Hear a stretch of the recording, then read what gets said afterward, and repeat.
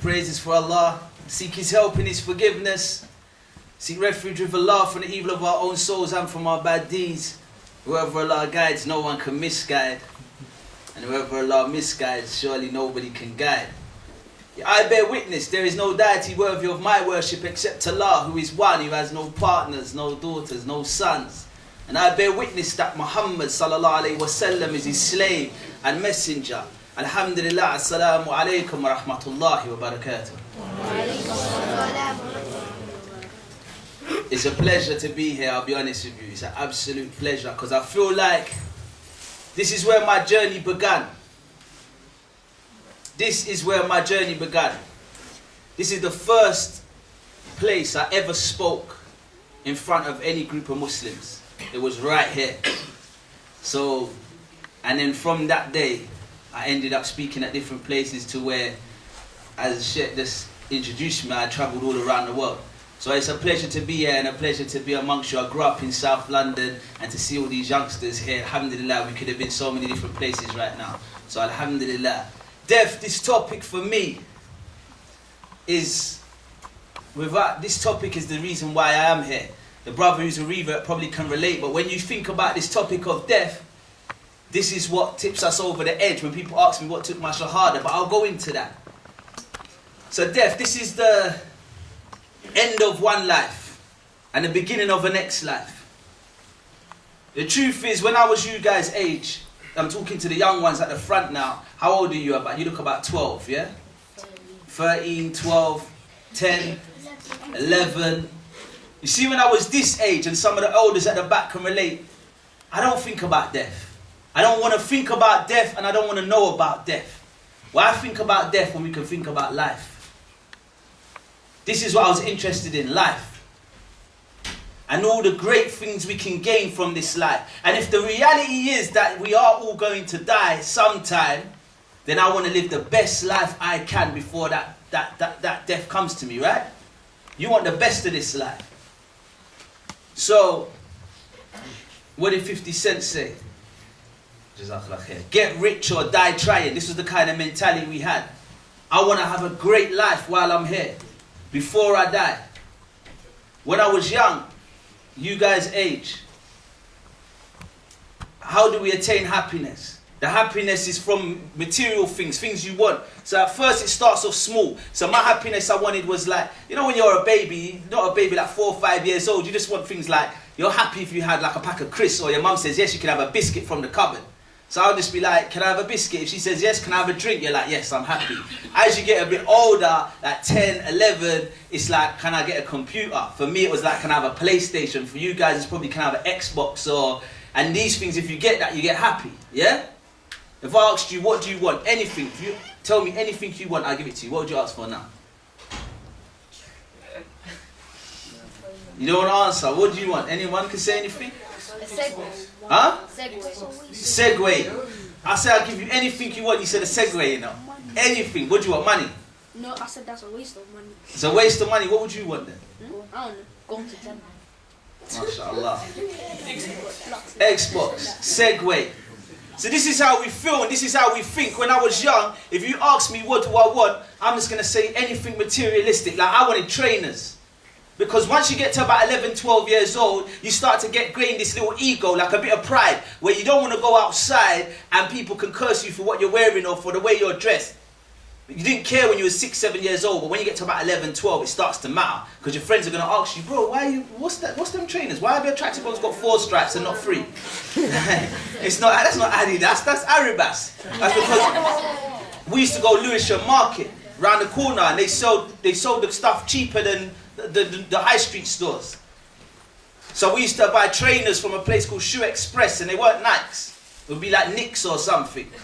So these things didn't make me too happy. I want the best life before I die, because I believe when I die it's over. So if I want the best life, I want the best things in this life. So I used to want Nike trainers and designer clothes and stuff, and we never had much money. My mum could never afford it. Every time I asked for these things, she used to say, no, what are you going to do? Eat the Nike trainers for dinner? We need this money for food. And when we needed that food, we used to go to the shop. My mum used to send me to the shop when I was about your age. My mum used to send me to the shop, but she never gave me no money. She used to give me a note, and she write on this note, give my son these things, and I'll pay you on the 18th of the month when I get paid. So I used to walk to the shop angry and upset. Like, why haven't we got money to buy these things? I'm walking to the shop slow, and when we get inside the shop, I'm waiting till everyone's left because my pride. I don't want no one to see that we can't afford it. So I wait till everyone leaves the shop, and when it's empty, I quickly gather the things we want. I go to the shopkeeper and I put the things on the counter, and then he's waiting for money, but I haven't got no money. I give him the note. He takes this note and then he reads it and he looks at me. He throws the note down. He says, listen, tell your mum, next time I'm not doing this. I wanted to just throw the things on the floor and say, keep it, man. But I can't, because when I go home, my mum's going to be like, where's the things? The shopkeeper got me mad. I told him to keep it. I can't say that. I don't know what... Look, I know everyone's in this the big debate, like Arab parents are like this, or Somali parents are like this. But listen, Caribbean parents, trust me, I couldn't go home and say that I threw the things on the floor. So I had to swallow my pride. But this made me angry and upset with the world. While I'm living this life, how can I have a great life? How can I have the best life? I'm watching things on TV. I didn't know about Islam, bear in mind. I was not born a Muslim. I'm born in a Christian family. So I've got no role models. I'm not hearing no stories about Umar ibn Khattab or Khalid ibn Walid or Uthman ibn Affan, Bilal ibn Rabah. I don't know about these people. No parents are telling me to go to the masjid and stay over and do Qiyam al-Layl. I don't know what Qiyam al-Layl is. I don't know what Islam is. When I was in school, if my teacher said, Ashley, stop talking, answer a question. I said, what question? She said, tell me, what do you know about Islam? I'd have said to my teacher, I know that is a city in Pakistan. I was ignorant. I don't know much about this religion. I didn't know much about this religion. To be honest with you, I'll tell you a quick story. Back to school days, my first experience of Islam, I told this story once at an IERA event. My first experience of Islam was actually when I was in school, but I didn't even know it was Islam. Imagine, I'm in my English class. And in my English class, my English teacher was very strict. I wasn't the best student in class. I never used to listen. I didn't even used to bring a bag to school. I didn't bring a pen. I didn't bring notebooks. I just used to sit next to a person called Jodie, rip a page out of her book, write the date and copy off the board. That was it. So this teacher was very mean. She wouldn't even let me go to the toilet if I wanted to go to the toilet. She'd say, no, you should have went at break time. So this teacher was annoying. And then one day in class, one guy, he's gone up to the teacher. His name's Wakas. He's gone to the teacher, and Wakas is speaking to my teacher. I'm looking over, like, what's Wakas and the teacher talking about? He's whispering in her ears. Then the teacher says, okay, okay. And she points to the door. Wakas starts walking to the door. Thinking, where's it? Miss, where's Wakas going? I'm more interested in that than my work. So the teacher says, Ashley, concentrate on your work. Concentrate on your work. This is why you never get nothing done. Concentrate on your work. Don't worry about him. I'm saying, yeah, but why is he allowed to leave the class? I'm never allowed to leave the class. She says, this doesn't concern you. You should concentrate on your work, which she was right. I should be. But I was a bit unruly, so I was upset. I was thinking, do you know what about I did? I pick up my bag. I go to the door. I'm looking at the teacher, and the teacher says, where you going? I says, miss, I've got the same problem Wakas has got. I'm going the same place Wakas is going. I'm thinking what can she say to that? So I leave the classroom. And when I get outside the classroom, I've got nowhere to go. I'm bored. All my friends are inside. So I start walking around the hallway, following Wakas. I'm thinking, this is like a game. So I'm following him around the hallway.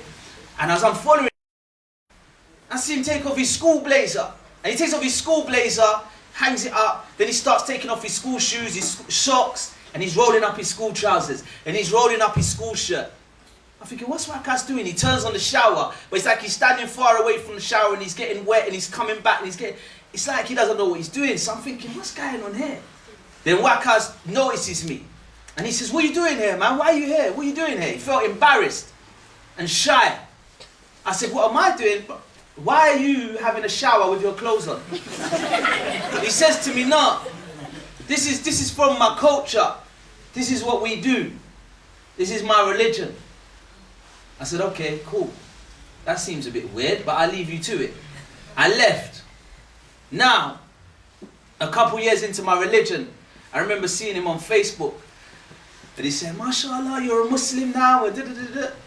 I was like, yeah, alhamdulillah. They couldn't believe it, but I was thinking, wow, those days when you was in school, that's what you was doing. You got permission, because it was maybe Ramadan or something, to go and pray. So you went to the shower area and made wudu. That's what he was doing. Back then, he knew about Islam. He was praying when we was in primary school, like 12, 13 years old. I didn't know nothing about Islam then. I didn't know nothing about the purpose of life then or what we was living for. So this is what you have. Alhamdulillah, this is amazing. You mean to tell me you've got your parents now, when you're this age, telling you about these stories of the prophets, telling you about these stories of the companions and the sahabas, about this Muhammad sallallahu alaihi wasallam and his lifestyle and how he lived. You've got these type of role models to look up to. You've got these type of role models to lead you and guide you on this life before you die. How to live this life every step of the way. With regards to what hand you eat your food with. What foot you walk out of your toilet with. Everything. You've got role models that can show you how to do these things. This is a blessing. Alhamdulillah, because my role models, who were they? I didn't know about this religion, so who was my role models? Who do you think my role models were? Who do you think I wanted to be like or I wanted to live like? Huh? Nah, these were my role models. You know what I used to do? Do you know who I used to look up to? Because we never had no money in these things, I used to go in my room and lock the door. I go in my room and lock the door and I watch things like MTV, the music channels. Because I was like so upset, why don't we have no money? Why don't we have a good life? And when I'm watching these music channels, I'm seeing people like rappers, famous rappers, on a yacht, this boat. And he's got on a Hawaiian shirt and a big chain. And he's smoking a Cuban cigar and his sunglasses on and he's got all these girls around him. And he looks cool.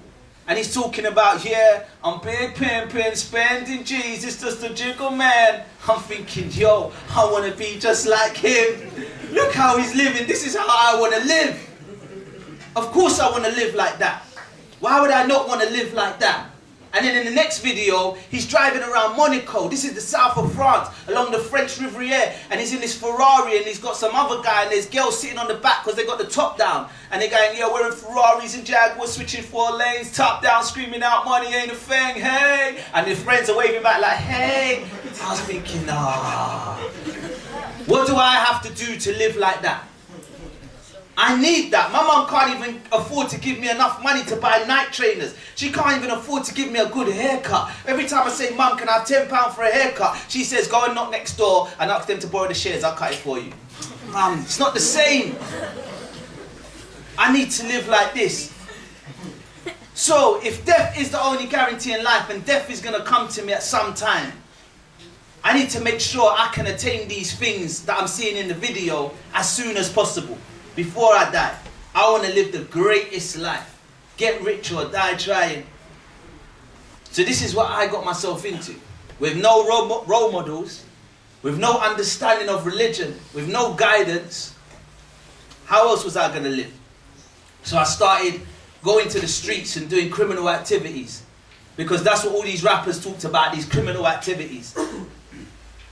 That's how they started. And then once I started making money like these rappers from the criminal activities, I started investing that money into a studio. Started rapping, now I've got a studio, now I felt a bit like them. And then the first bit of money I made, I start buying those things that I saw them having on a lower scale. Okay, I've got a little designer watch now. Okay, I've got a nice little car now, it's a Mercedes. Okay, I'm doing okay, I've got my first motorbike. So we're doing all right now. I can go to JD Sports now, I can buy 2 pairs of night trainers. Actually, if I got a friend with me, I could even ask him, which ones do you want? I remember I got offered a part in a film when I was 15 years old. This is going to be on TV. I'm not going to reveal my age, but this was in the 90s. No people like me was on TV then. So this was a big deal. The amount of money they was paying me per week, they were sending a chauffeur car to pick me up in 1998 from my estate. A chauffeur S-Class Mercedes with a bottle of water in the back seat. The man gets out and opens the door for me. I remember he picked me up about 6:40 in the morning to go to filming. And I was saying, now, wait a second, wait. Someone has to see me get in this car. Someone has to see what's going on. I was like, I just forgot something, mate. One sec. I was thinking, why is no one awake? I wanted to show off that I'm getting in a Mercedes chauffeur-driven car. So I started living life was going good because I got a lot of money from that film. At that age, them days, I got a lot of money. When I went to the shopping centre in Croydon after that, I had a big crowd of people following me around. Are you the guy on TV? Are you the guy? So now I've got status as well. Bit of money. But by the time I reach 16, 17, every year that goes by, your wants change. You want different things from life. It started with a biscuit from the cupboard. Then it moved on to McDonald's. Then it moved on to a tracksuit, a pair of trainers. Then it moved on to that moped, Segway, computer. Then it moved on to a car, a motorbike. The older you get, the more you want. Till I started thinking, hold on a second. I have everything now that I thought I would have wanted. But I'm still not happy. I don't understand this life. I don't understand this life and I don't understand its purpose. So I started questioning life. I was in this position where I just don't get it. Nothing made me happy, nothing made me content. And what happens? I remember my little cousin was the first death. That makes you start thinking. She's 15 years old. She's in West Norwood. Mum sent them to go somewhere, Woolworths, to get something, or quick save. They're gone there. She's fit. She's 15. The other cousin's 13. So two of them. These are my cousins, 15 and 13. They're in West Norwood High Street. They got what they needed for mum, and then they were going back down to Brixton Water Lane to give their mum what they needed, what she asked for. When they go and they see the number 2 bus, so they start running. Quick, there's a bus, there's a bus. So they start running. The younger cousin's faster, so she's running ahead, make sure she catches the bus, so my older cousin can get on, the 15-year-old. When she gets near to the bus stop, someone taps her. Excuse me, your friend just fell over. So she turned around and she sees my older cousin, the 15-year-old, laying on the floor. So she runs back, she's like, come, are you alright? She's not responding. So she's thinking, what happened to her? What happened? The lady said she didn't trip. She just slowed down and just dropped on the floor. So we thought like she just tripped over when she's running for the bus, but she didn't trip. She slowed down and then she just went on the floor. But she is not responding to where now we're getting scared. So they call the ambulance. The ambulance comes, she goes to the hospital. Then we get called. We all go to the hospital. I go to the hospital. Over time, we're thinking that they're going to come out and say, yeah, so basically this happened or that happened, she fainted or, you know, something simple. Maybe they found out she got diabetes, this was, sugar level was low. Something simple and we'd be like, oh, okay, cool. Nah, they're saying her whole body has shut down. She's now on a machine and it's breathing for her. We're confused. Why? What's wrong with her though? She never had no like diseases or any illnesses. She was healthy, she was fine. They said they don't know. They have no idea. But she's not even breathing no more. The machine's breathing for her. She's in a coma. So the auntie says to me, you're like her favourite big cousin. Go in there and talk to her. Please, you can wake her up. You can help her. Like, I can help her. I'm just a human. So I go in there, I'm saying things, but she's practically dead. And that's exactly what it is. They come out and they say, no, she's dead. We have to turn off the machine. She's dead. So I'm thinking, she's 15 years old. She just died just like that. How did she just die like that? Like, when we're living and we're young, we look at this life and we don't think we're just going to die like that. You think you're going to die if you don't look when you're crossing the road and a car hits you. You maybe could die like that. Or if you're in a car crash. Or if you have an illness and you have to go to hospital for a little period of time. Or when you're old. You think you're going to die when you're old. While you're young, you don't think about death. You think about life. She's only 15. She wasn't meant to die before her mum. So these things start making me question life. So what's the purpose of life? If we just live and we just die, I don't understand. What is the purpose of this life? One day I'm in the studio. And the guy who I run the studio with, his older brother is in the house this day. Now bear in mind, this older brother used to be one of the coolest guys in our area. He was the guy that when I was your age, out playing football, he used to come round on his motorbike, riding his bike fast, and we'd all pick up the ball, run to the edge of the state and be like, do a wheelie, do a wheelie. He'll do a quick wheelie, and we get mad excited, and we're like, oh, and then I'll be like, that's my cousin, and he's not even my cousin. The reason why I say this is because it's like bragging rights. He was so cool. He was that cool. So anyway, I hadn't seen him for a few years, that guy. And this day I was in the studio, and when I'm in the studio, it's me and his younger brother who run this studio. So we're in there, and he says to me, you know my older brother's here, innit? I'm thinking, wow, I ain't seen him for long. It'd be good to see him. He comes upstairs, and he comes in the room, and he tells us to turn our music down. This is a studio, we make music, we're in the loft. It says turn your music down. So we turn our music down, he leaves the room. He comes back after a few hours and he doesn't even talk to us or nothing. He just says, turn your music down again. So we turn our music down again. Thinking, well, this guy's changed. Then he comes in the room. Turns out, every time he was telling us to turn our music down, it's because he was trying to pray. He's got something now. His life's changed. He's got something. And he wants to share what he has with us. Because that's his younger brothers and that's his younger brother's friends. And he cares about us. So he wants to share what he's got with us. So he comes into the room and he starts talking to us about our purpose of life. And he starts talking to us about death. We're young, teenagers. And he's talking to us about death. He says to one of us, what's your purpose of life? Imagine I'm asking you now, what's your purpose of life? Don't know how to answer. I don't know. What's your purpose of life? No, not you. You answered too well before. What's your purpose of life? I don't know. This is how it was. We're sitting in the room and he said to us, yo, what's your purpose of life, bro? I'm sitting there like, but he's not put the question on me, it's on one of my friends. But I'm looking over at the corner of my eye thinking, how's my friend going to answer this question? He says, what's your purpose of life? He says, well, you know, like... But he doesn't want to say, I don't know. We got pride. Can't just say, I don't know. So he's thinking, no, of course I know my purpose of life. He says, what is it? What's your purpose of life? He says, you know, like... Trying to think of an answer. Like, you know, live my life like this, like... Be good to your family, innit? Like, just live a good life. I'm looking at him thinking, yo, you sound proper uneducated. I'm thinking, so what if he asks me next? What if he comes to me next and says to me, what's my purpose of life? What am I going to say? So what is the purpose of our lives? What are we living for? And then he says this. Okay, where do you come from? Why are you here? And what happens after you die? Where did you come from? Why are you here? And what happens after you die? I'm thinking, listen, what's this? School? I come from my mum's womb, bruv. This ain't no science class. I'm here to live my life. And after you die, I go to the grave. And that's it. When you're in the grave, it's blank. This is what I think. This is what I think. This is how I've gone through life thinking. I think when you're dead, you won't know. You'll be dead. It'll all be blank.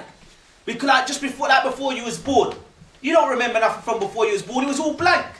And after you die, it'll all be blank. So we had this attitude that, who cares? I could die tomorrow, it'll all be blank. I don't care, like, you won't know you'll be dead. He used to say things like that. How will I know I'll be dead? He says, listen, you come from a God, a creator. It will never go blank again. Because after a certain period of time when Allah, that God, orders the angel to blow the soul into the womb, that soul don't die. Continue. So you come from a God, a creator. I believed in God already. I didn't need no dawah. I didn't need no one to give me a pamphlet or a scientist to prove that there is a God. I believe there's a God. I can just look at my own human body. I just look at a bird fly in the sky. I just look at trees and nature and I know there's definitely a God. I just think of how my eyes blink and these eyelashes and this fluid inside my eyes and I think there's definitely a God. There's some genius behind this. There's definitely a God. I don't need no dawah. So yeah, I believe in God. And he says, well, you come from that God. That's your creator you come from. That's who made you and who made this earth and the birds in the sky and the fishes in the sea and the animals in the jungle. That's the creator. There's a God that created you and created all humans and all things. When you die, you return to that creator. You return to him. It's not over. The grave is not the end. You return to that creator. So I'm listening and everyone else in the room is listening to this. He said, so what do you think your purpose of life is? I'll ask you again. Don't know. He says, all right, cool. Your purpose is while you're here is to live a life that's pleasing to that creator. to do the things that impress that creator. You know, like sometimes you might do something in the playground or do something on the football pitch where you go, oh, and all your friends are impressed by it. Well, it's about doing the things that impress that creator. Because when you die, you return to that creator.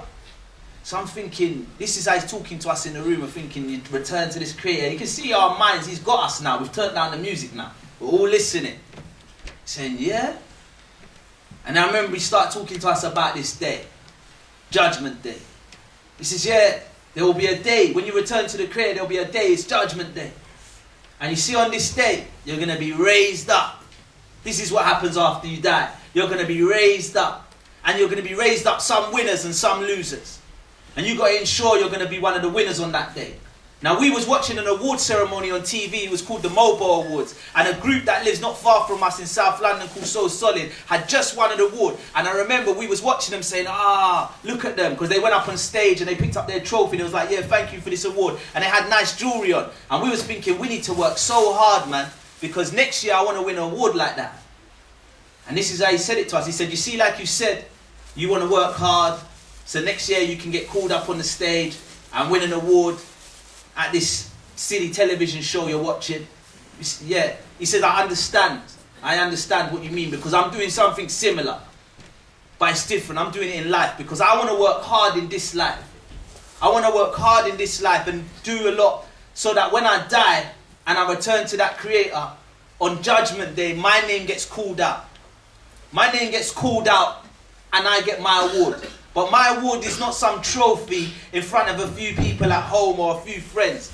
Imagine my award is on that day, that Judgment Day, when everyone's there, the whole of mankind is there, when the sun is brought down. That day, my name getting called out. Come to the front and get your award now. Imagine your name getting called out on that day.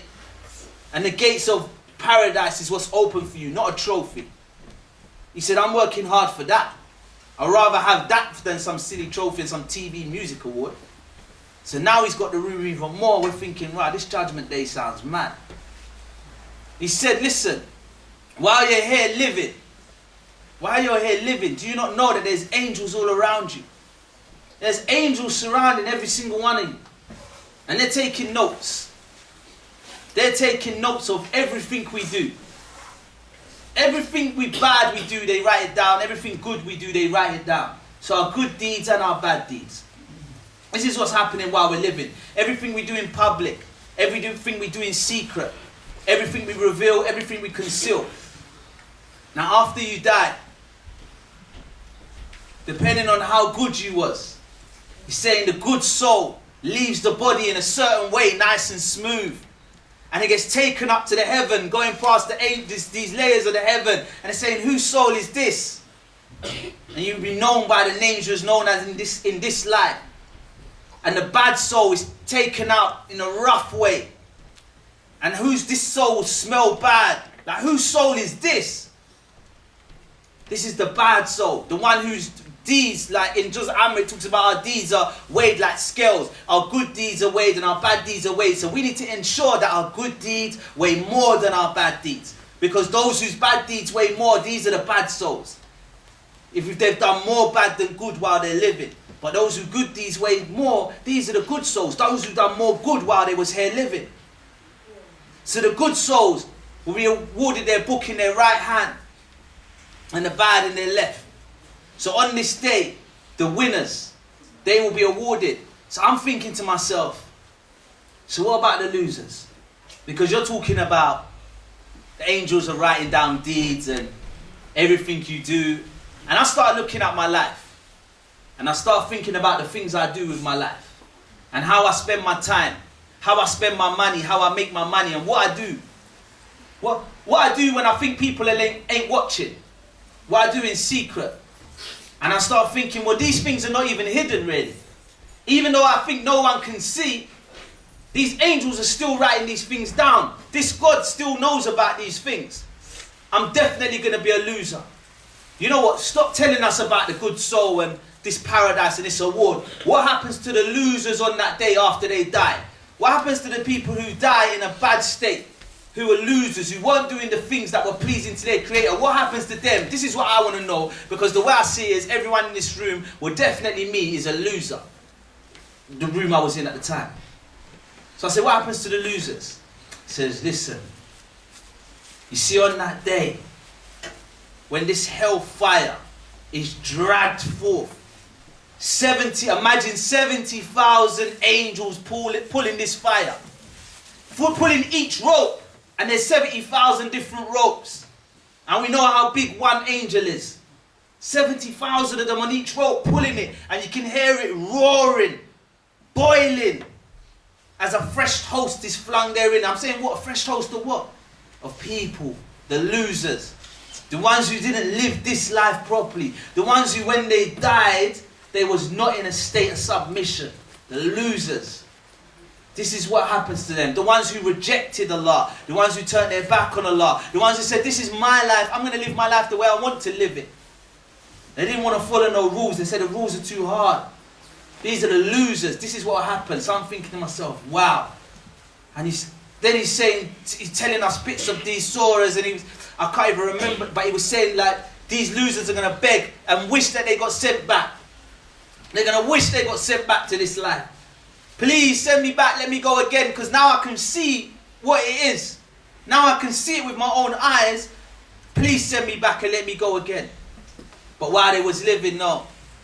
They didn't have no time. They wanted to turn their back. They wanted to enjoy themselves. They wanted to do the things that make them happy. Slaves are their desires. Slaves are the people. I do all the things that make me happy. I do all the things that the people say, oh, I love the way you do that. Oh, I love the way you do that. There was never slaves of their God. They didn't do the things that made their God happy, that made Allah happy. So on that day, it's like you turned your back on Allah while you was living, and this day Allah could turn his back on you. So we're hearing about this fire, and saying that the wardens of the fire would stop these people as they're coming in and say, why are you here? Why are you here amongst these dwellers of the flame? Did a warner not come to you in that life and tell you about this? Yes, a warner did, but we wasn't those who listened. And while he's telling us this, imagine we're in this room and we're doing haram, we're smoking. And when you're smoking intoxicants and you're hearing stories like this, you're like, whoa, man, this is deep. This is really deep. I knew that I didn't have this. I didn't have nothing. I didn't know about this. What I had in my life was just, you live your life, you make money, you have fun, you have a big house, you get a nice car, and then you die. I didn't know there was more after death. I didn't know there was more to it, but this made sense. So I remember I pulled him to the side when everyone wasn't looking, because sometimes we get shy in front of our friends to do things that's right. You don't want to do it in front of your friend because you're scared of their opinion or you're embarrassed or shy. Well, so what I did is I waited till my friends weren't there and we was outside the room, and I stopped him on my own in a corridor in the hallway of the house, and I said to him, listen, I want to go to the bookshop with you. What books are you reading? I need to read some of these books. He said, yeah, no problem. A couple of days later, we went to the bookshop in South London, Tooting. And I was thinking, okay, what book do I get? The Quran? I'm only 18 years old. I'm not much older than you. This is how my mind's thinking. What book should I get? The Quran? Should I start reading that? He says, no. The Quran might be too much for you now. Take this book, The Truth for the Life of This World by Harun Yahya. So I take it. And the man in the shop said, now you're taking these steps towards Allah, Allah will come running to you. Didn't understand what he meant at the time, but this is what happened. Islam going from something I knew nothing about, from me thinking it's a country or a city in Pakistan, it's like everywhere I went now, I was learning about this religion. Everyone was talking about this religion. So I'm reading and reading and reading, until I'm starting to feel like I want to become a Muslim. I feel like, yeah, this is the true religion. I want to be a Muslim. I want to be someone who submits to Allah so that when I die, I go to paradise. That's what I want. But is it that easy? I saw someone who was a Muslim, and he's fairly new. So he's like me. I thought I could relate to him. So I told him, I'm thinking about becoming a Muslim, you know. Yeah, I'm thinking about becoming a Muslim, bro. He looked at me like, you, yeah? And this is the thing, we have to be careful with our dawah, you know. Because, you know, when you're new. And you know, the truth is I was the same. A lot of us. When I was Muslim for 1 year, I used to walk around like I just graduated from Medina University. I was giving everyone advice.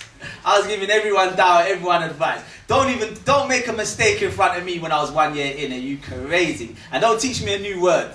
I remember when I first learned the word nasiha. Excuse me, bro, I need to give you some nasiha. Come on. I just learned that one. I'm going to be rinsing it. No, excuse me, brother, I need to give you nasiha. You're not allowed to do that. So this brother was new. He's kind of new. He's only like a year in. So he wants to give me some advice, innit? So he's like, bro, I need to give you some advice. You know, if you become a Muslim, like, you know that rapping you're doing is haram. Like, you got to stop rapping. I'm thinking, why can't I rap? What's wrong with rapping? Now I think about, okay, yeah, of course I can't rap. I'm talking about guns and drugs and women. Yeah, he goes, no. It's not just the rapping that's haram. The whole music is haram. I said, what's haram furthermore? I ain't even heard this one. What's haram? He says, haram, bro. This is forbidden, unlawful. You're not allowed to do it. You're not allowed. It's disallowed. I was like, yeah? So what? Music is haram. Not allowed. Why is music not allowed? Okay, I understand the rap music, but music in general. Like, what if it's just like Bob Marley talking about one love? Like, why is that haram? He said, bro, music's haram, bro. I said, hold on a second. So what if I want to go to a party? What are you going to do? Dance in silence? How can music be haram? He said, wait there. What do you mean party? I said, you're going to go to a party or a nightclub or a dance. How can you go to a party with no music? He said, bro, party's haram, bro. You can't go to no parties or nightclub. That's haram. Yeah? So what? What if you want to go out and celebrate your birthday? What are you supposed to do? You can't party on your birthday. He said, listen, celebrate your birthday. Bro, celebrate your birthday is haram, bro. You can't do that either. I said, bro, that's haram too. Do you know what? I'm not even one to celebrate. I'm like 18, 19 now. I'm good. I just book a table at a restaurant, invite a few guys, few girls, sit down, eat some food. I don't need a big celebration. He said, huh? Few girls, guys, same table. Bro, that's haram, bro. That's remixing. I said, what, you're not even allowed to sit down and eat with some girls and guys, your friends? No, that's haram, bro. Now I'm thinking, do you know what?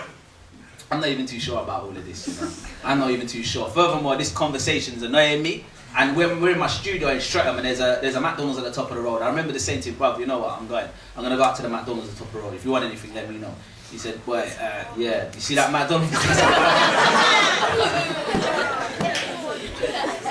So I'm like, I'm looking at this religion like, whoa.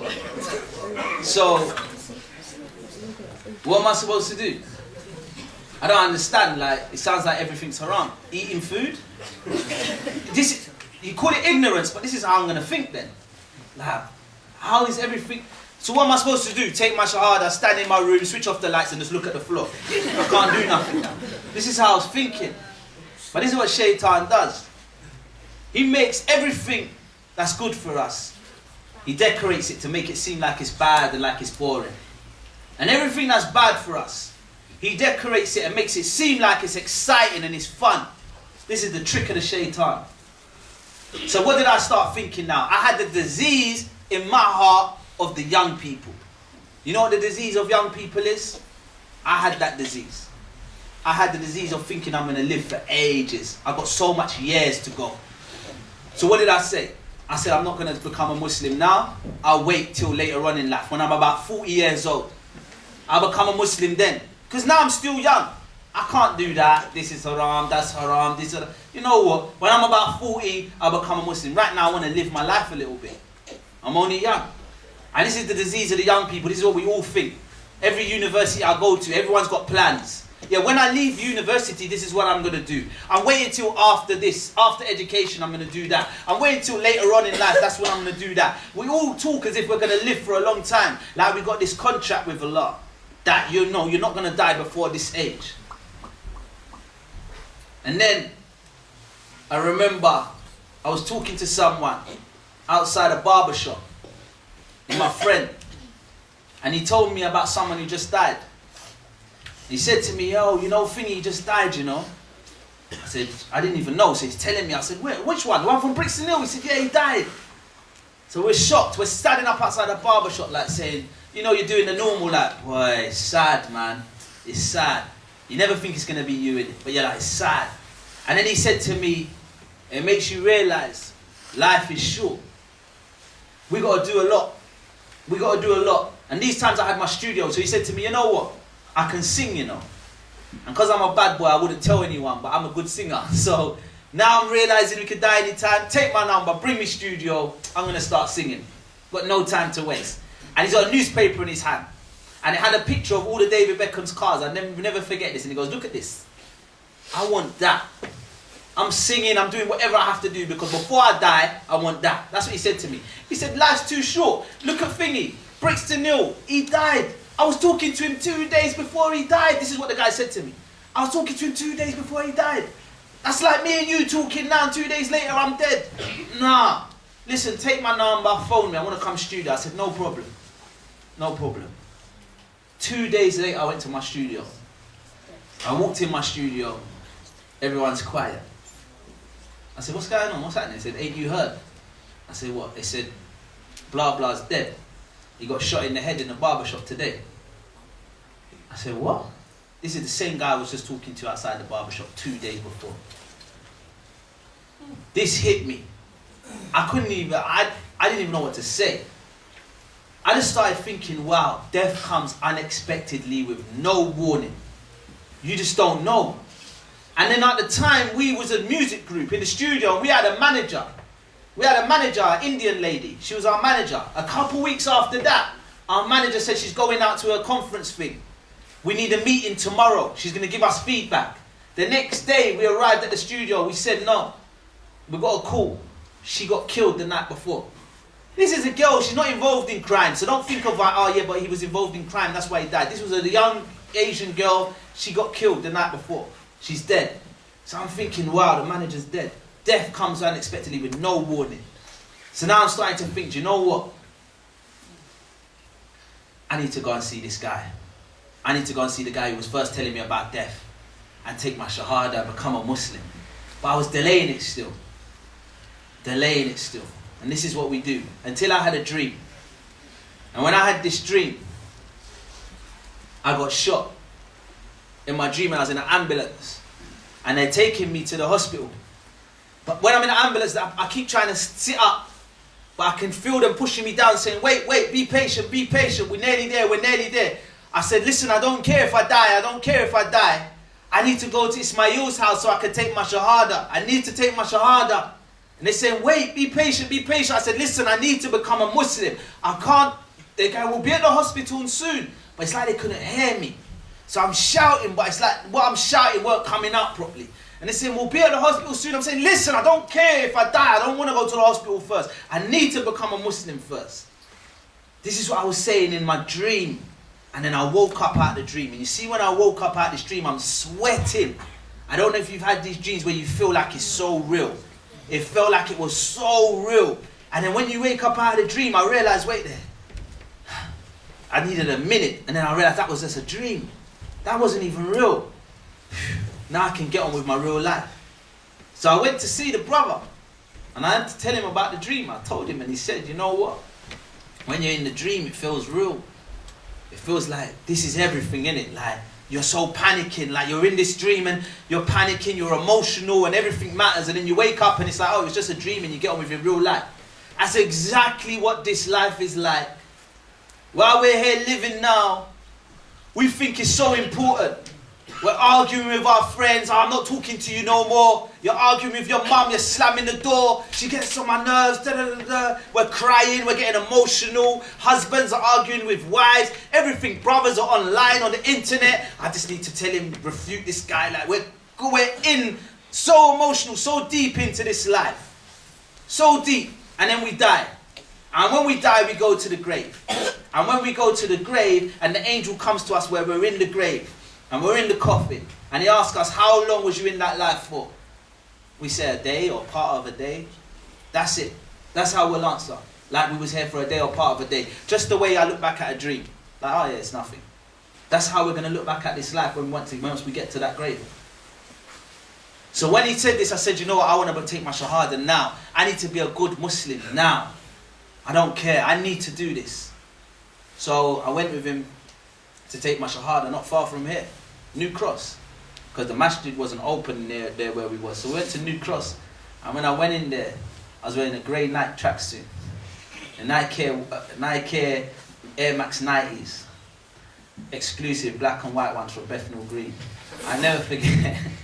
£250 trainers. These are the things I used to care about. I went in there, and the first thing I noticed is everyone's shoes was at the door, but it was all like messy all over the place. I thought, listen, I'm putting mine in the corner because they're not stepping all over my trainers like they're stepping over that.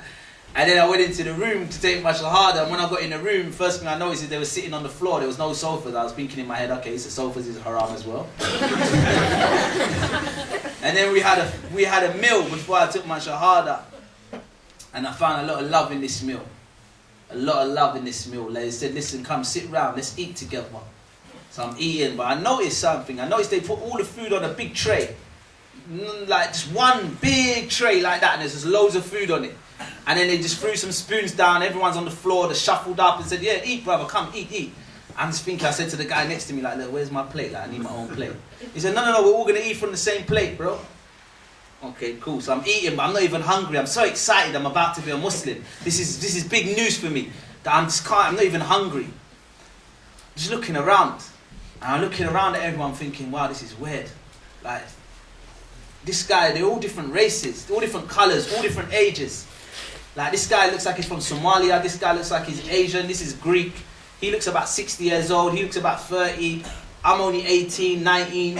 This is a weird gang. So what, do we walk down the street together like this and hang around with each other after this? Like the way they dressed seemed funny to me. And then I noticed, hold on a second, he's not even using his spoon to eat. This guy's using his hand. And then I noticed he's not the only one using his hand. There's like two of them using their hand.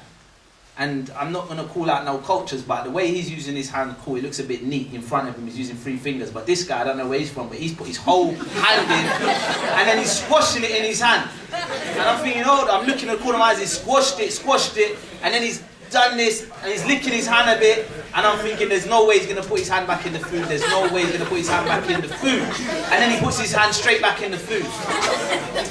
So I'm saying, okay, cool, so no one's going to say nothing now, so this ain't haram then. Everything else is, but that ain't. But alhamdulillah, during this meal, I felt some love because I noticed the different nations, different tribes, different colours, different ages, all sitting together. United on what? We're not united on, we didn't go to school together. We don't all work together. This is not an after work meal. We don't all come from the same country. It's just one thing that brings us all together. And we're all eating from this bowl and we all care about each other. It's not like me and my friends. They care, like they're saying, eat brother, eat. And they keep putting food in front of me, keep putting food in front of me. I'm thinking, why don't you just focus on yourself? But he just wants to focus on me, make sure I eat. That's how caring they was. They were so caring, so much love, it almost felt a bit, I can't even say that word there. But you know what I mean, it felt like this is a bit too much love. So, that love, I haven't even sat around a table with my own family before. This love was a lot to take for me. It was amazing. After that I took my shahada, alhamdulillah, it's the best feeling I had in the world. So I'm a Muslim now. Now I understand death is the only guarantee in life. I'm a Muslim now. I'm going to pray 5 times a day. It's one of the first things they taught me. They wrote it down on a piece of paper how to pray. They wrote it down on a piece of paper how to make wudu. I've carried these pieces of paper around with me everywhere till the ink of my wudu one started making the paper turn blue, because I'm always bringing it in bathrooms with me. Wash your hands 3 times, wash your mouth, nose. I'm reading it. They told me you have to pray, because after you die, this is the thing you're going to be judged upon. Things like this. They're going to ask you, what about his salah? This is the first thing they're going to check. Check, what about his salah? How was it? Yeah, check. He prayed every day 5 times on time. Did he do any? No, he was missing prayers. Okay, what about his optional prayers? Did he have any of them made up? Yes, he done some optional prayers. And they're going to check that prayer thoroughly. They drummed this in my head, so I knew I have to pray 5 times a day. So now, and then what else? You have to fast. They told me you have to fast every month. You have to give some of your money to charity. So I'm learning the things that I have to do. And these are the things I wanted to do. So I'm trying to do it, but it's not easy. It's not easy. So now it's like, what am I living like? I'm preparing to die. Before I was preparing to live, now my whole life is preparing for that day that we go to the grave. The whole life is preparing for that day we go to the grave. But Shaitan made a vow to distract the disbelievers, to attack them from above, below, each side. He's going to distract us and make us forget about this grave. We're going to be distracted. like their rivalry or piling up wealth. These things are going to distract us from the more serious things in life until we reach the grave. We're going to be distracted in this life. And you know what? Someone told me a story about two young students at college. A sister, it was her best friend.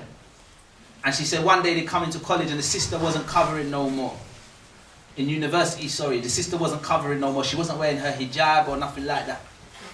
And they said, she went up to her sister, why are you not wearing your hijab, man? You should be wearing your hijab. And she said, nah, like, it's my last year of university, man. I just want to enjoy myself a bit. I just want to live a little bit. You know, she's been practicing all her life. I said, no, but come on, man. What's the matter with you? She said, look, I just want to live a little bit. Listen, I know after I finish university, I'm going to get married straight away. I'm going to put the hijab back on when I get married, and that's it. I'll be back focused on my deen. So right now, let me just enjoy myself. I just want to see what it's like. I want to know what it's like to go into a nightclub. I want to know what it's like to hang around with some boys. I just want to see what it's like. That's it. Stop judging me. So they had an argument. They fell out. And she said a couple weeks later, she got a phone call from the hospital because they're going through her phone. She stored as her best friend. She went to the hospital to see her, and she's in a hospital bed. She's dead. And she's wearing clothing like very, very Western, revealing clothing like she's on her way to a disco. So she's thinking, I have to tell her mum to come and see her daughter like this now. This is the state she died in. You never know when you're going to die. You never know. One of my closest friends made a call once outside a club saying he's coming home soon. He said, I'm coming home soon. This is his intentions. I'm going to go home soon. But he just has to go back in the club first for something. He went back in the club and he got shot in his head. Died there in the club. He said he's going to go home soon.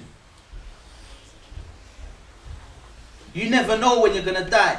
In Eid, as soon as we finished Ramadan on Eid, I was with my brother. We was bowling. On Eid, just gone after Ramadan. And then the next Eid come, my brother's dead. Found dead in a bush. Not far from here, a couple miles. You never know when you're going to die. I was talking to him after we finished bowling about our plans for next year. We're always planning. And when you die, what happens? You go to the grave. You go to the grave. We all come. We do your janazah. We'll probably come to this masjid because we all live close to here. So if any of you die, we'll probably come here. We'll be in rows and we'll all do our rakaz, janazah. And then they take you to some place near here and put your coffin in the ground. And then we walk off. We leave you in there. We leave you in there in that coffin in the ground. They're going to leave me in there in that coffin in the ground. And just walk off and get on with life. But then you start getting questioned while you're in that coffin, while you're in that grave. There's a life in that grave. Terrible things can happen in that grave. That grave can become so small that our bones are being crushed and we're screaming. These jinns and animals can hear it. Or that grave can be widespread, like a window to the gardens of paradise. Different visitors can come and visit you while you're in that grave. You're going to be questioned while you're in that grave. Who was your Lord? What is your religion? Who is your messenger? Who is Muhammad sallallahu alaihi wasallam? If I ask you these questions now, you're going to say, yeah, Allah is my Lord. Islam is my religion. Muhammad is the messenger of Allah. Peace be upon him. This is how you're going to answer. But when you're in that grave, do you think it's going to be that easy? You think you're going to speak from your mouth? Your mouth doesn't work no more. You've passed this life now. Now you're in the grave. This is sincerity. There's no cheating. Your heart is going to answer according to how you live.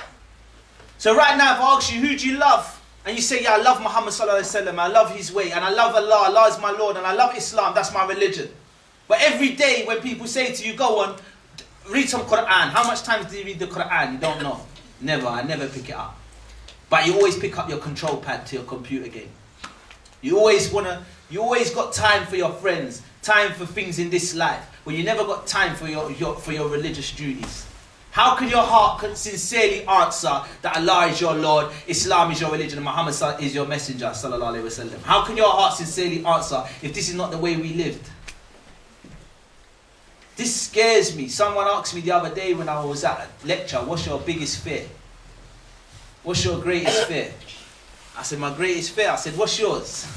He said, not getting a good wife. I said, oh, that's a good one actually. But my greatest fear is dying not in a state of submission, because Allah warned us. And so Imran, he warns us. He says, fear your Lord as he ought to be feared. And do not die unless you die in a state of submission. That's a warning for me. He's saying, do not die unless you die in a state of submission. Every day, little sins. I could die en route to this sin while I'm committing this sin. We have to be fearful that death can come at any time. Any time. That fear of death is what made me say I want to be a Muslim now. I can't afford to die without being a Muslim. Alhamdulillah. So, I don't know, I feel like it's only right I do, I was inspired by the poetry. Poem was good at the beginning. I don't know if everyone, I'm a poet as well. Well, you want to call it poetry nasheed. I don't know, I just rhyme when I talk sometimes. So if you want me to do some poetry, so I end it with a little bit of the poetry, yeah? Bismillah. You see,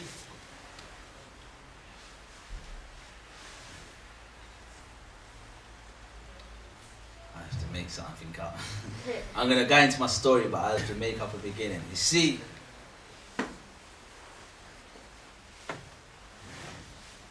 You see, this life can get the best of you. It's so easy to lose focus. Some of us wake up as Muslims and go to sleep as disbelievers. We come to these events to get inspired, and then we easily lose our focus, forgetting our purpose. And the examples of Muhammad sallallahu alaihi wasallam. You see, I'm surrounded by lights, lights, camera, action. I'm the topic of debates, gossip, and their discussions. Somebody tell them I ain't got the time for these distractions. 'Cause when I die, I'm afraid of what might happen. He recognized my face. He asked me for my autograph. Tell him that our faith don't justify superstars. So switch off the lights, turn off the cameras, and cut the action. 'Cause when I die, I'm afraid of what might happen. You see, they praise me, but I would rather they pray for me. 'Cause I'm just like you, and I'ma die just like you. Yeah, they praise me, but I would rather they pray for me. 'Cause I'm just like you, I'ma die just like you. It's cold outside, I need my coat on. My mommy looked in my eyes and tell me, hold on. She said there's danger down the road that I walk on. And those who walked on it before, now they're all gone. They're either locked in the cage or down in the grave. This is the outcome from the choices we made. Alhamdulillah, I feel I've been saved. Alhamdulillah, I feel I've been saved. Alhamdulillah, I feel I've been saved. Alhamdulillah, that's why I'm here today. It's amazing when I look at where I am today. This ain't what I was raised amongst, I call this the chosen way. I used to go into church every Sunday, mum's cooking rice and peas, listening to reggae. Typical black boy from a typical black household. I walk with my jeans low, face like I own the road.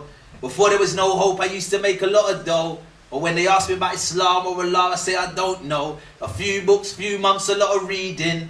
A new season, it brings a new way of thinking.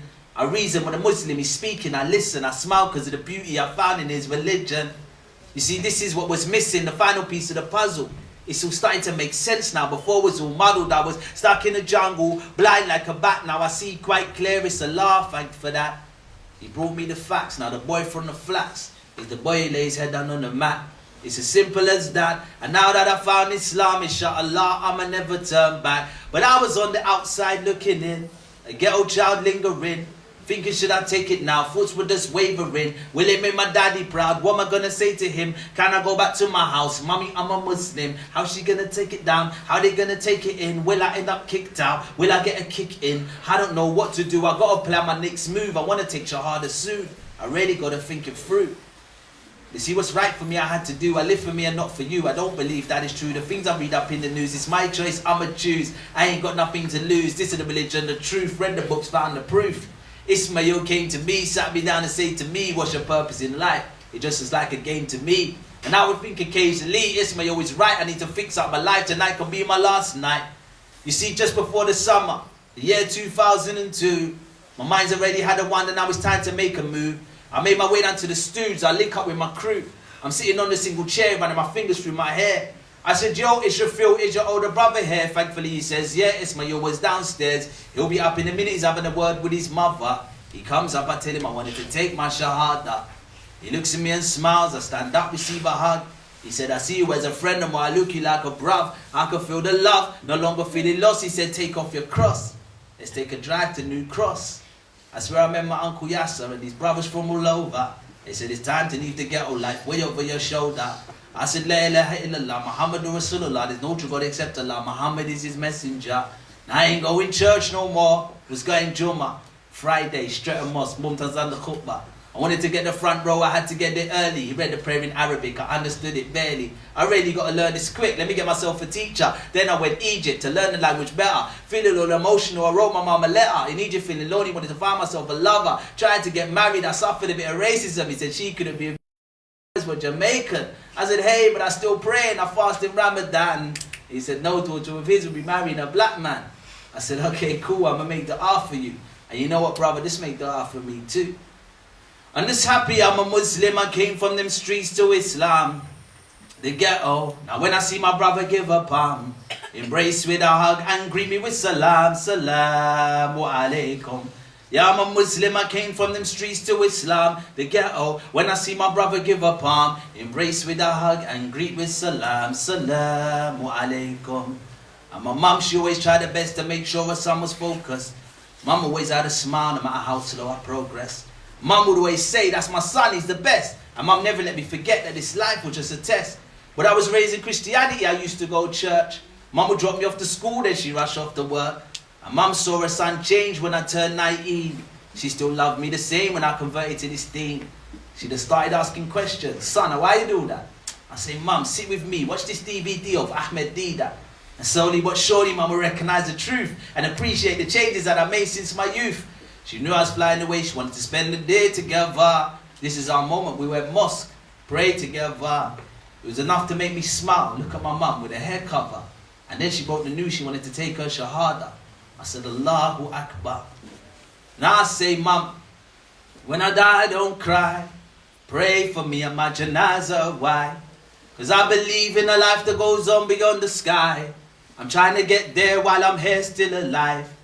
And yeah, I'm surprised. I didn't think that I would be able to lead the things that I've done before, but now they see me in the street and say, Bilal, how's it going? And I reply, Alhamdulillah, it's going fine. The grass is greener on the other side. The women are more cleaner and the men are more polite. I love my new family, I love my new life. See, now I can smile even if I die tonight. But if I die tonight, tell my mother, don't cry. Pray for me and my janazah, why? I believe in a life that goes on beyond the sky. I'm trying to get there while I'm here still alive. They ask me my religion, tell them I'm a Muslim. But am I a Muslim in Allah's eyes? Will I get to join the party of victory, and celebrate the victory in paradise? Or will they forget me, leave me with the enemy? Will I be the memory that gets left behind? Resurrected blind cause I turn a blind eye. Didn't want to know then, now I'm wondering why. I have to watch them celebrating fine attire while I feel the rage of the burning fire. Allah forbid, Allah forbid, Allah forbid, I'm not one of those kids. So I'm up early in the morning before the sunrise. Get out of my bed, wipe the sleep from my eyes. Go to the bathroom, make my ablution. Pray my 2 rakats, see me down in prostration. Talking to Allah, remember him and he'll remember us. If we forget him, he might forget us. Now look at us, we're sitting there, we're humble, subhanallah. His name's Muhammad, his name's Zachariah. Because we feel the iman, but when we leave it's like it goes. Zachariah turned to Zach and watch Muhammad turn to Mo. Bilal turns to Billy, going crazy in the city, partying on Saturday. And Mo, you coming with me? Zach, meet us there. He's coming with Pfizer and Samira. The angel's watching over because our time's getting nearer. Zach's drinking alcohol. Samira's got no hijab. The angel writes it down, good Muslims doing bad. And we think we're going home, packed up in one car. Samira, turn the music loud. Mo driving real fast. The angel waits patient for Allah to get a command, and then he does. Crash. Die with no iman. Fear Allah like he ought to be feared. That day can be today. Are we prepared? And die not unless we die in a state of submission. To get to paradise is the mission. Cause I am nothing without my religion, without my fear, my faith, or my wisdom. You might see me talking, but is it even worth me living if I don't have fear or faith or religion? When it's the end of the beginning and my soul's being taken, all this time I thought I was winning. Now I'm going through registration. Will my name be called by the one who rules? Am I the one who falls face down and bawls and screams and cries? Send me back for another try. Request denied, access denied. Why can't I see? Where are my eyes? Why can't I speak? Why are my lips sealed, eyes closed? Why am I naked? Where are my clothes? And why are those things that I bought yesterday part of my back? Could this be what they say will be the day of no turning back? Judgment Day. You see, I was raised in a town where we all chased the same things. I'm finally found from them streets I was raised in. And I can't go down the same road no more. I'm fortunate I found the law. Now like a soldier, I'ma stand up and pray to my Lord. Like a soldier, I'ma fast my 30 days for my Lord. Like a soldier, calculate the cap and pay for my Lord. Like a soldier, Hajj and Umrah gets made for my Lord. Like a soldier. Alhamdulillah. The streets raised me, but Allah changed me. Outside the mosque looked like ministry. And on the shoe rack I saw some war souls. I changed to Nike Air Max and Valentinos. It's like Allah placed some guy that's in the ghetto. He targeted the gangster boys walking around with metal. And now we grow our beards, rapping mamas and wear white folks. I'm like a yardie boy walking around in Arab clothes. I used to love Pablo and Sosa. Now it's Khalid ibn Walid and Abu Dahda. And in this world full of Kim K's, I'm trying to find myself Khadija. And I don't mean a sister that's a vlogger. Nah, I mean the one that's hidden like a treasure.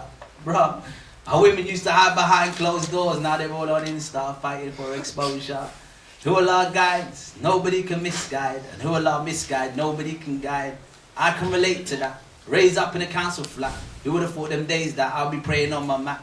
In school my teacher asked me, what do you know about Islam? I looked in my teacher's face, I said that's a city in Pakistan. She looked at me and laughed. Now when I think about my past, I see my present is a blessing, say Alhamdulillah. Thank you, it's been a pleasure entertaining you. I just hope this benefited you the way it's meant to. I took you on a journey, gave the story of my life. And I may not get to tell this story again after tonight. Because this could be a good night, but it's been a good night. And if I pass this test, I say it's been a good life. I'm glad I put things right. I was on a bad path. Now I just made ghusl in my bath. Wrap my head up with a scarf. I like a white faux duffer. A sleeveless puffer and the trousers above the ankles.